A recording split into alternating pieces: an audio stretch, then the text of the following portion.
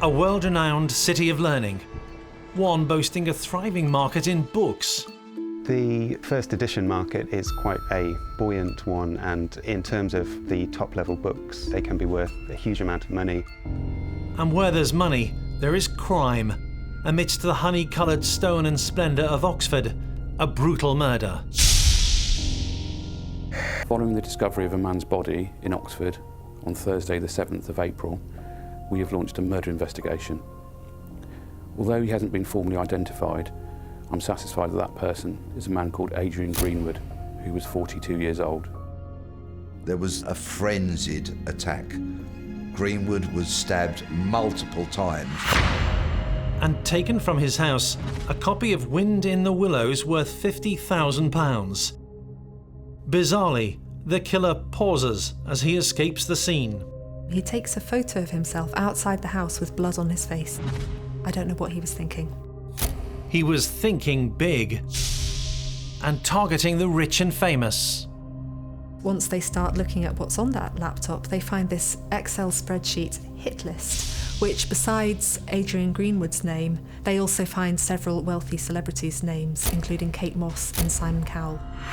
Detectives gather evidence until a picture of a suspect emerges. Which piece of the puzzle will reveal Michael Danaher as guilty of murder? What would be a killer's mistake?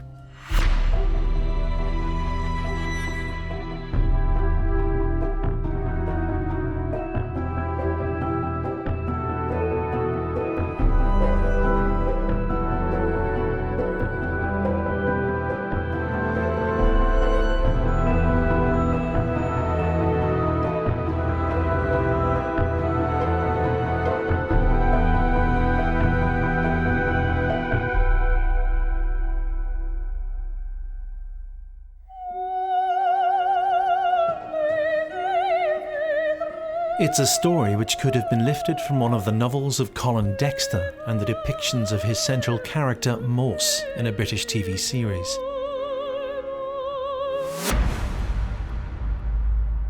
The brutal murder of an author who was part of a closed world in Oxford, one where books are a currency which create wealth, where collectors of all backgrounds will pay what it takes.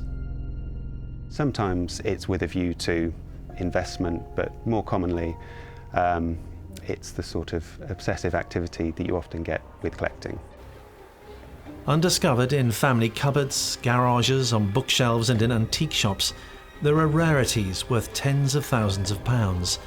To sell for that much is often about the nuances of what a book has to offer. Often the value is based on particular attributes. The presence of a dust jacket, the presence of an author's signature, where the author's signature is uncommon, can make a huge difference to the value and add tens of thousands of pounds. In 2016, Adrian Greenwood was an almost stereotypical product of the Oxford academic world. He had read politics, philosophy and economics at Christ Church College and stayed on in the city. By his early 40s, he was living not far from where he'd been a student. He was a twice-published author, dealt in classic cars and works of art, and had become one of a select few trading in rare books. Mr. Greenwood is well known in Oxford, and we know that, or we believe that he was running a number of businesses. He was a collector of historical books, antique books, books of historical interest, first editions, that sort of thing. Within Oxford, there are only really sort of three or four people at a time in terms of actual dealers with premises or websites and that sort of actual businesses as such. So it's quite a close community, and with that, a fairly competitive community. Greenwood had become highly considered in the closed book world, good at the hard sell, a natural at uncovering rarities. Dealing in rare books as opposed to general book selling has different processes that take a large amount of your time. There's a lot of research that goes into both finding the books originally and finding out about the books when you've got them in hand, and you need to be able to catalogue them and turn them into something of interest. A lot of that is storytelling, making the books sound interesting, because if people are going to part with a large amount of money, they want to have a real feel for the book and a sense of value and interest that they can share once they have it as their own possession. Adrian Greenwood focused on a lucrative speciality. He specialised mostly in modern first editions and had a line in particular authors such as J.K. Rowling, and fine copies of particularly scarce books. He was somebody that was able to find things that other people couldn't, essentially, which is a large part of the trick. A trick that Greenwood had pulled off. Adrian Greenwood had a first edition of a Harry Potter book. With the J.K. Rowling books, they are a phenomenon in the sense of contemporary authors whose work has almost immediately become collectible in a very high sort of bracket of value. The first book in particular can go for tens, £20,000 if it's in any sort of good condition. His discovery of the first edition made the news. And this was seized upon by the local media and local press, and there was a certain amount of publicity around it, and he was photographed and seen to have this valuable and expensive book. The first edition was exhibited at a book fair, and then it was stolen. Greenwood warned whoever the thief was that getting rid of it would not be easy. It would be incredibly difficult to resell a book that had been stolen, because both the community of the book trade is closely knit enough that word would circulate that it would make it impossible to sell to the trade, but also any form of public marketing of the book would attract attention, because the interest in finding those particular titles is so large. They're not going to go unnoticed, and obviously you need them not to go unnoticed if you want to sell them. So the idea that you could then resell the book for anything like its original market value just wouldn't be possible. Sure enough, the stolen Harry Potter first edition was found abandoned outside an Oxford store and subsequently returned to Adrian Greenwood. That was not his only book of value. He had placed an advert online for a copy of Wind in the Willows, with a sale price of just under £50,000. The word was out. Adrian Greenwood had some very valuable books, and at least one person was following the story with a self-serving interest. A man called Michael Danaher. Michael Danaher was known as the Gentle Giant. He's a large man, very tall, 25 stone or so. He'd worked with his wife at John Lewis in Peterborough, and they had 2 sons. He then left that job and went to work as a manager for an engineering firm. His marriage broke up, but he still maintained contact with his sons, who were at that time sort of 9 and 15 years old, and he saw them at weekends and tried to play his part as their father as best he could in the circumstances. Michael Danaher, Mr. Ordinary, but one with issues. Danaher had money problems, serious money problems. He was in debt. He wouldn't tell his ex-wife or his sons about it, and tried to cope, and tried various means of coping so that he could make life as normal as possible for both himself but also for his sons. And one of the things he did was to look at eBay and find low-value things to buy and then sell on again and make a little bit of money to keep his head above the water. But it wasn't really working, and he was kind of sinking further and further into a sort of morass of debts. He couldn't see any way out of that, apart from crime. Not petty crime either. The Gentle Giant wanted to score big. He began researching people to burgle. In early 2016, Danaher trawled the web looking for potential targets. A wealthy donor to a British political party, Adrian Beecroft, was one. Danaher decided he was a worthy target, and he went and posed as a delivery driver at Beecroft's house in Hampstead. But his wife fought him off, essentially. He tried to push past her, and it was all bungled. And It would have been better for everybody concerned if Danaher had realised at this point this really wasn't his forte, and perhaps his ideas of making money ought to go in a different direction. The criminal life of Michael Danaher had exposed him as something of an amateur. Still the attentive father at weekends, he was not put off, assiduously researching ways of getting rich quick and illegally.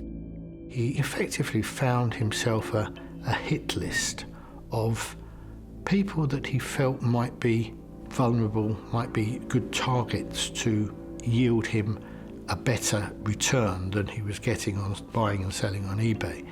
And there were people on that list who were like hedge fund managers and people who weren't known, but there were also celebrities on there who he thought would be vulnerable for some reason to him stealing from them.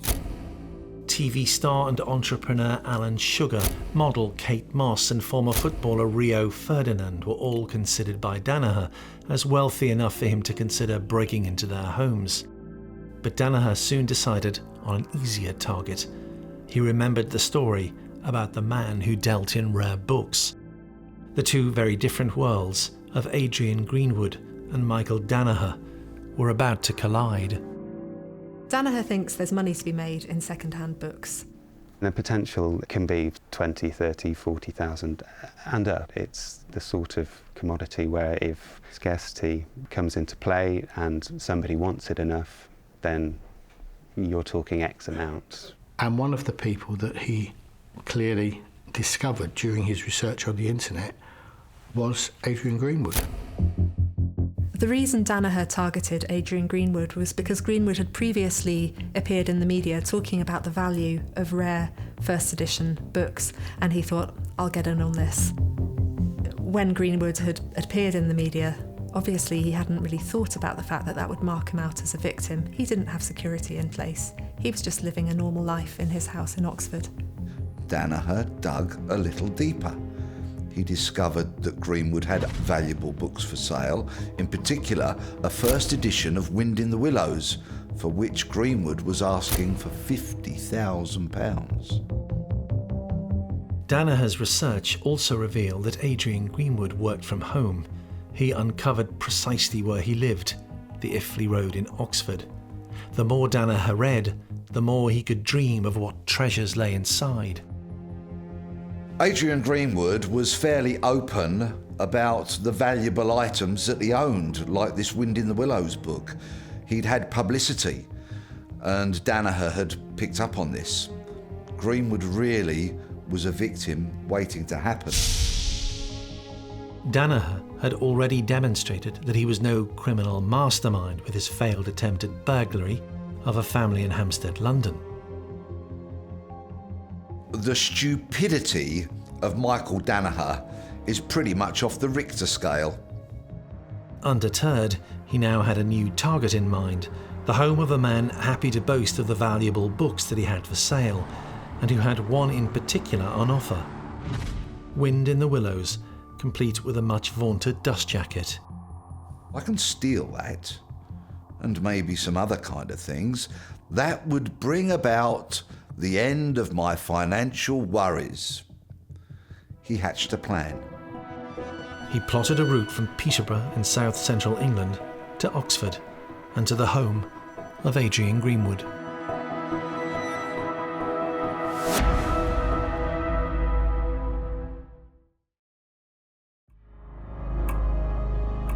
When detectives investigate a case, they're led not by their instincts, but by the evidence they discover.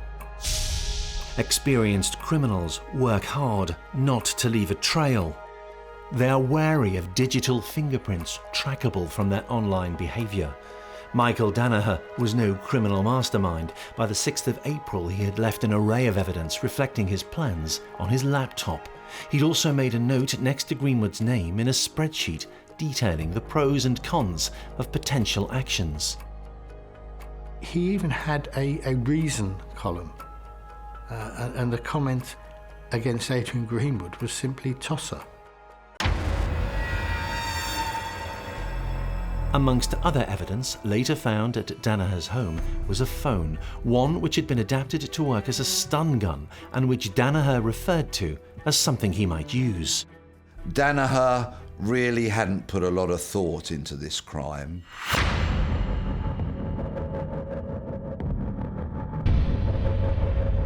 On the 6th of April, Danaher drove from Peterborough to Oxford. Danaher had his target. He may not have known why it was so valuable, but he had seen online that Greenwood was trying to sell a children's book called Wind in the Willows, and he was trumpeting the small but vital attribute that made it very valuable, the one which would tempt collectors into spending big. The Wind in the Willows is an example of a book that does not normally survive with a dust jacket in terms of what it could sell for. We are talking more like £50,000.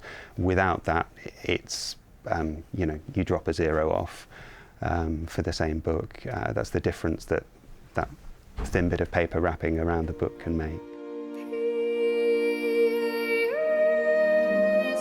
Danaher drove the 2 hours from his home in Peterborough and arrived in Oxford. April 6th began as a sunny day.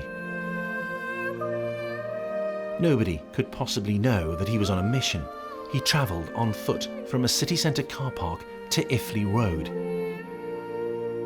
As the day went on, the weather changed.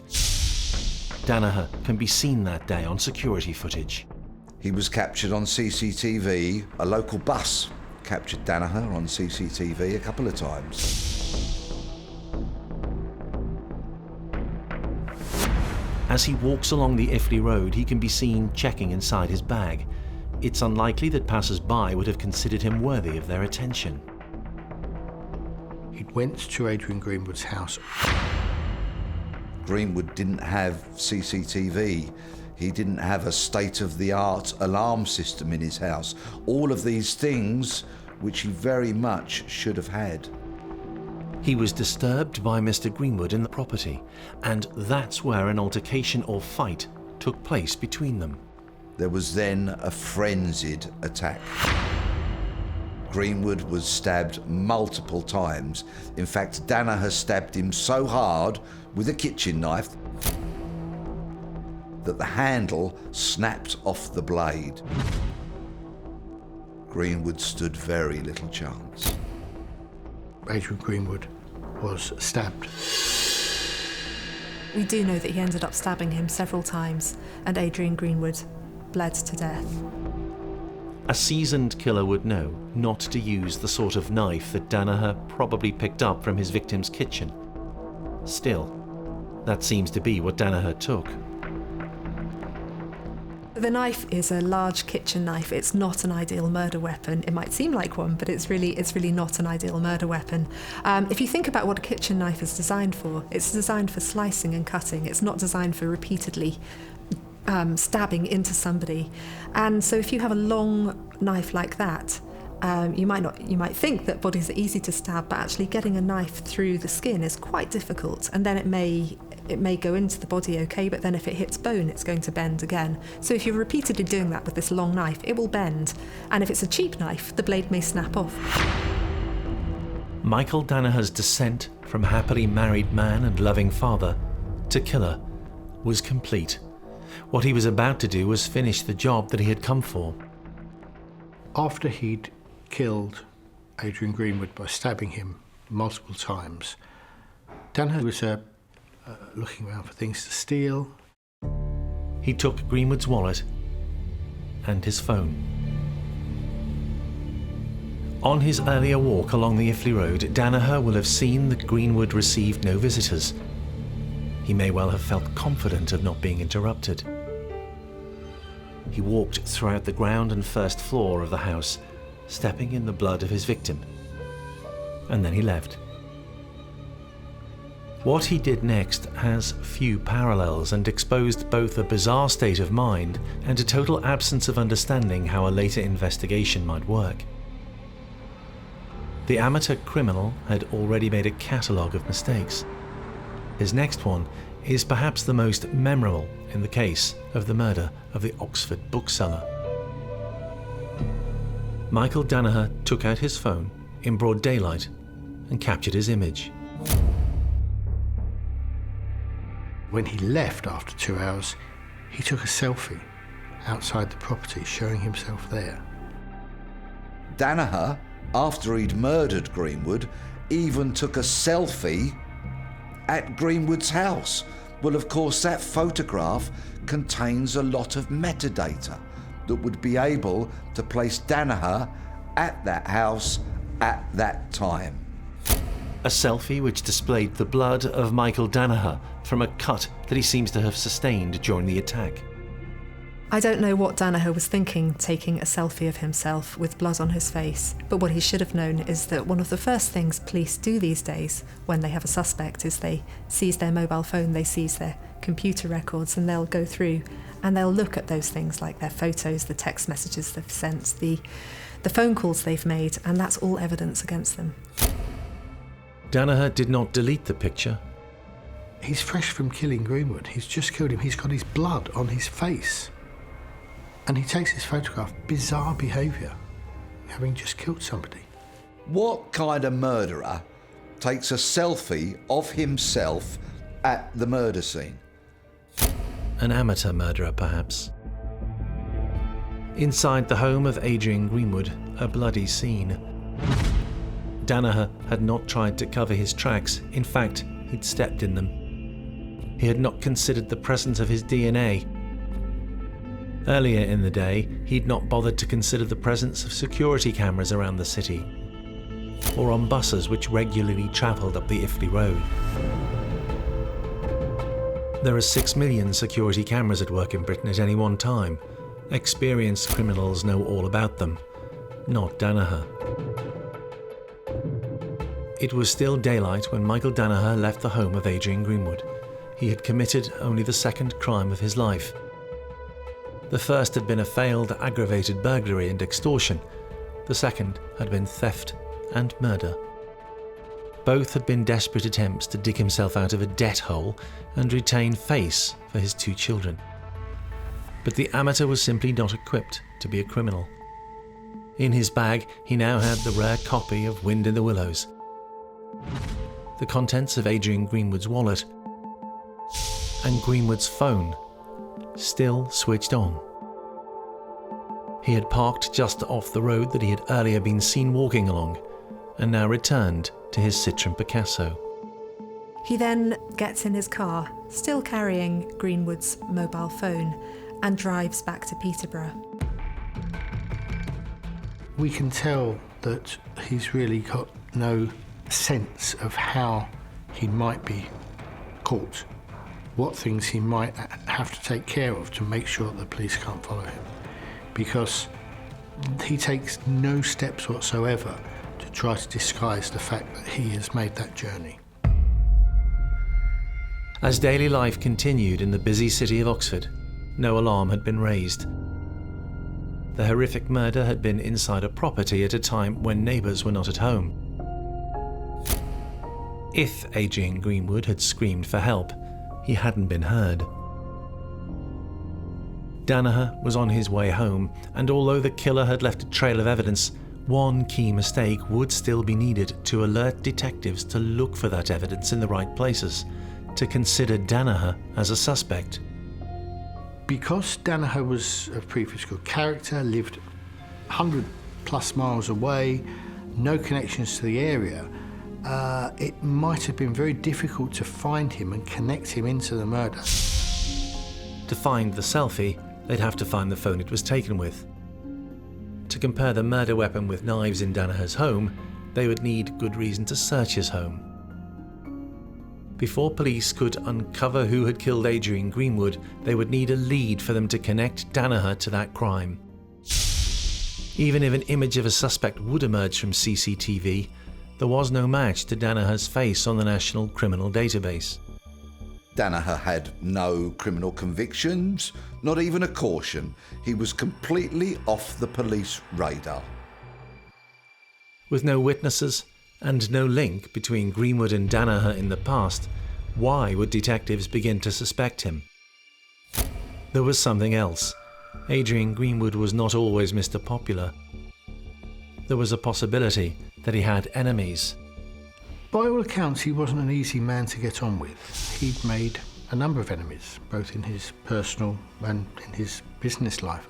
There's a number of stories about him, the most interesting of which perhaps is that he once is meant to have held a washing machine installer hostage in his house for a number of hours because he wasn't satisfied that the door on the machine was working properly.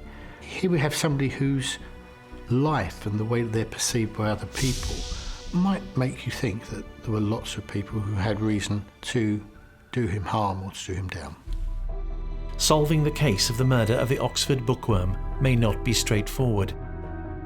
By 4 o'clock on April the 6th, 2016, Adrian Greenwood's death had still not been reported. Michael Danaher had time to get away from the crime scene. He hoped his life could now be turned around. No more debts, some spare money to look after the family.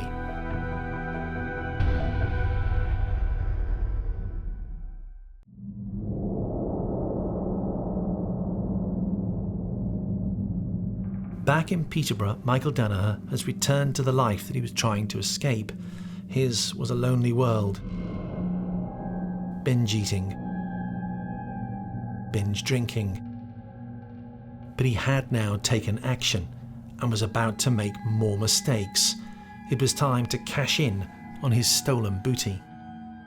He puts that book on eBay.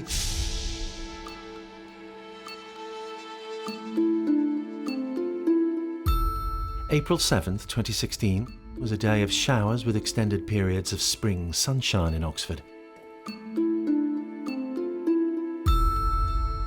As throngs of tourists, students and locals came and went and commuters headed to and from work, the body of Adrian Greenwood still lay behind closed doors in the hall of his house. That afternoon, it was discovered. On the morning of the 7th of April, Mr. Greenwood's young cleaner comes in to clean the house as usual, and she's confronted with this horrific scene of her employer lying dead in the hall in a pool of blood. And she's just completely shocked by this, and becomes hysterical, runs into the street, thereby raising the alarm. Passers-by come to see what the commotion is, and one of them's a nurse from the local A&E, and she goes in to try and assist, but of course, Adrian Greenwood is long dead.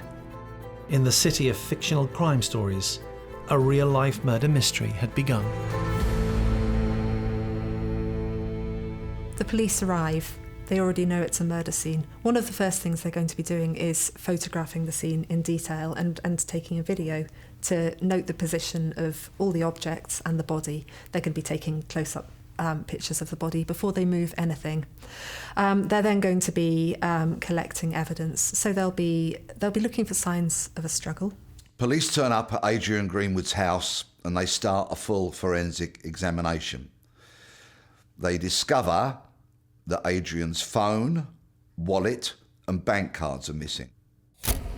Because Danaher had never committed crimes for which he had been convicted, there was no immediate match between DNA found at the scene and on the national database.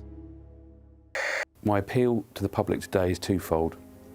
First of all, anybody that knows Mr. Greenwood, has seen him recently or has had any contact with him, either professionally or personally, and hasn't spoken to the police to make contact with us. We will deal with all information that we receive sensitively. And secondly, you'll see a clip of CCTV on the screen. This CCTV was taken in Sainsbury's in Kidlington in the early evening of Tuesday, the 5th of April, just before 6 o'clock. That's the last sighting that we have of Mr. Greenwood. Detectives discover that Mr. Greenwood has an occasionally prickly personality. They hear how he locked a delivery man inside his Iffley Road home when angered with the quality of a product. That the world of rare books in which Mr. Greenwood worked saw big money sales. The real reason for the murder soon emerges. They start looking for a motive, I suppose, and to see if anything's been stolen and if it actually is a burglary or a robbery. And it becomes apparent that missing from Adrian Greenwood's house is a very rare 108-year-old first edition of The Wind in the Willows. And, this is something which is of great value to collectors. As investigators collect and collate evidence, no piece of factual data is too small. It's important that we're able to build a picture of Mr. Greenwood and his lifestyle so that we can carry out the inquiries that we need to carry out in order to find out who's responsible for his death. As they search the property, they discover that Mr. Greenwood's credit cards are missing, and something else. It's also discovered that Adrian Greenwood's mobile phone has been stolen too.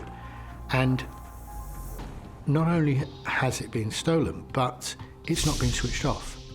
Would this prove to be the killer's mistake, the one which would point detectives in Danaher's direction?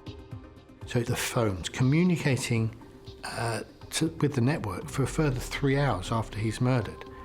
And of course, every time it communicates to the network, it betrays its position and where it is. Even though he's not using Greenwood's phone, that phone is continually signalling to the mobile phone masts that it passes, and police can track where that phone has been and where it ends up. So the police were able to do cell site analysis. That means they can track that phone's movements. And from that, pretty quickly, police were able to plot, well, Greenwood's phone has gone from Oxford to Peterborough.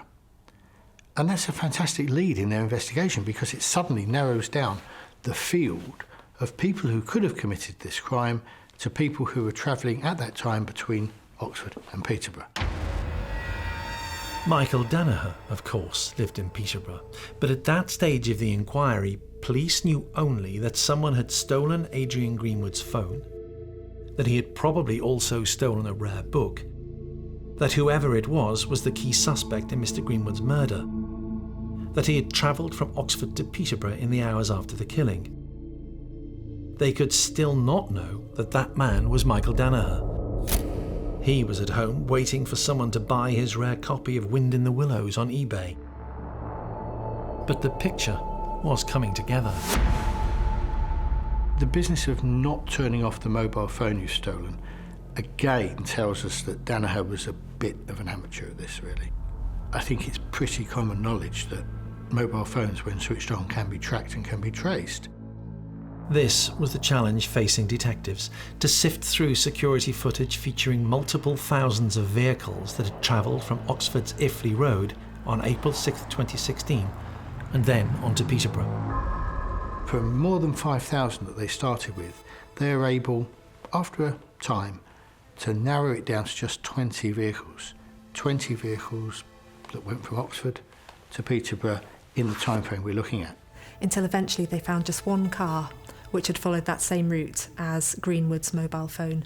That car was a blue Citroën Picasso, and the number plate revealed that it belonged to Danaher. The noose around his neck was tightening. Danaher was oblivious. He was still hoping for a big sale of Wind in the Willows, to make a new start. Then came a knock on the door. All this analysis, which sounds like a mountain of work, the Thames Valley Major Crime Team achieved in just 3 days. And so by the 10th of April, they have their suspect arrested. They've gone 50-year-old Michael Danaher is arrested on suspicion of the murder of Adrian Greenwood. It had been around 100 hours since Michael Danaher had committed just the second crime of his life. Was he about to pay for it by spending a life behind bars?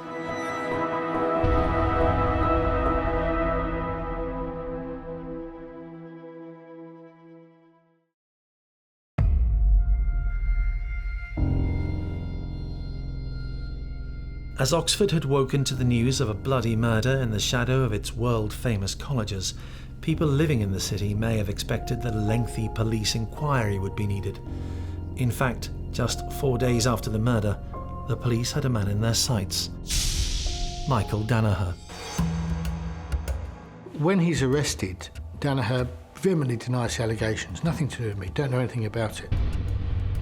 Once Danaher's become a murder suspect, police get a warrant and they go and look in his flat. They find several things which are really, really incriminating. For one thing, they find a pair of boots with blood still on them.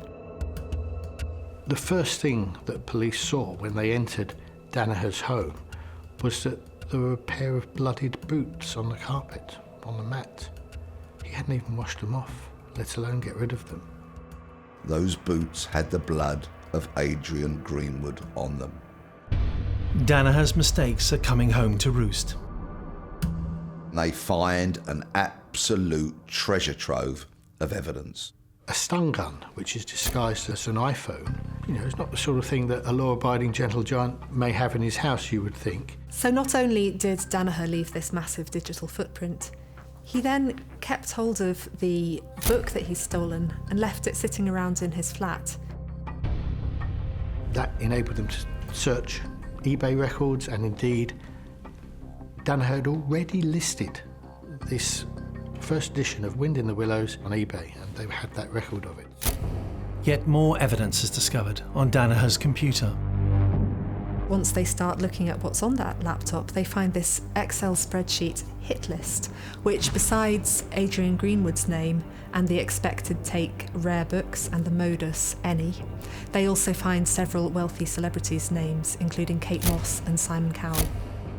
He had a list, a hit list, of his intended targets on this madcap scheme he had to go and rob the wealthy to pay his debts off. Detectives are looking for a match to the knife handle discovered at the crime scene. It doesn't take them long. They find an envelope containing this broken knife blade, which has Adrian Greenwood's blood still on it. And of course, that's then able to be physically matched back to the handle that was found at the scene in Adrian Greenwood's house where he was murdered. So the evidence now is mounting up. It's virtually game, set and match. It's such strong and such persuasive evidence. There is more to come. The evidence that Danaher himself had sent from Iffley Road. The selfie with the blood still on his face. That photograph contains data which put Danaher at the scene of the crime, at the time of the crime, and Danaher actually had blood on his face when he took that photograph. It is stupidity beyond compare. Danaher made a catalogue of errors in his crimes. He had the hit list at home that was easily findable, that showed the amount of premeditation there was. He used his own car. He was completely oblivious to closed-circuit television and automatic number plate recognition when he used that car for that journey. The search of his flat unearthed amongst the detritus of Danaher's life the book that he thought would change everything. They found the first edition Wind in the Willows book, the 108-year-old, £50,000 antique book that Danaher was willing to sell on eBay. The catalogue of mistakes that Danaher had made seemed never-ending. It's almost as if he was trying to be caught.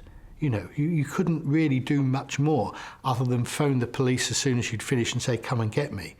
There was a lot of work in this case for the investigation team, and they did it very well and very swiftly. But I have to say it wasn't difficult when someone's making all the errors like Michael Danaher was. Which of the errors proved to be the turning point which led officers to Danaher's door? Rarely can a murder inquiry have been so led by one piece of compelling evidence to complete the picture of the suspected killer. Danaher's really fatal mistake was taking Greenwood's phone, because that enabled police to track the journey that the phone travelled on and then narrow down the cars that had similarly travelled that route to pinpoint Danaher. He kept Adrian Greenwood's mobile phone switched on for 3 hours. That was like putting a tracker in your pocket.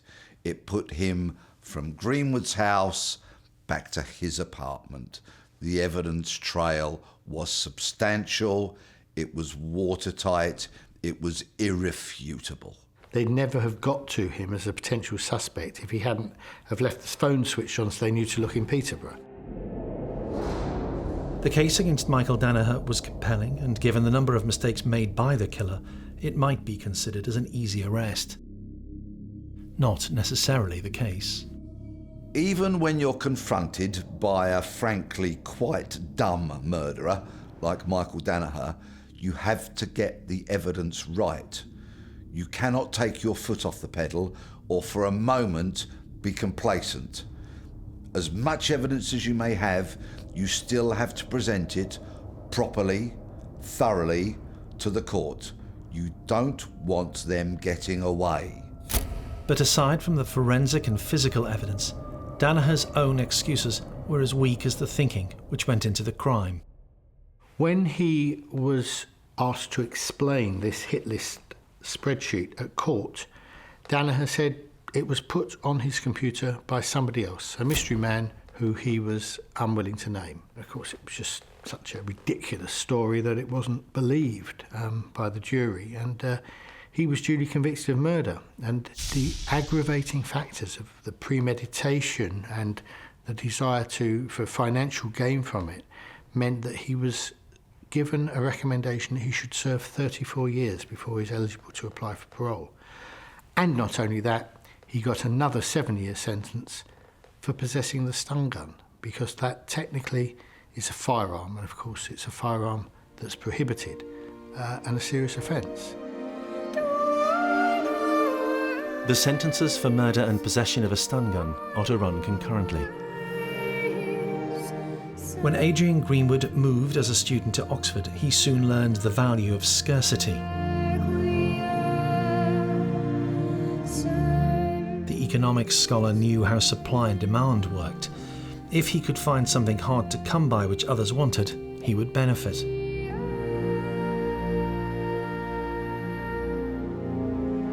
Greenwood was a natural researcher, good at separating the commonplace from those books which would command a high price.